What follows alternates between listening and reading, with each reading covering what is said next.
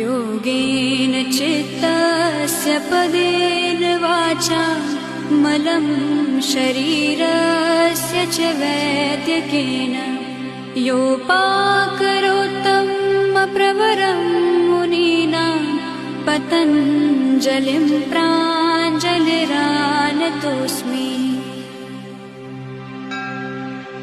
योगेन चित्तस्य पदेन वाचा मलं शरीरस्य च वैद्यकेन योपाकरोत्तमप्रवरं मुनीनां पतञ्जलिं प्राञ्जलिरानतोऽस्मि।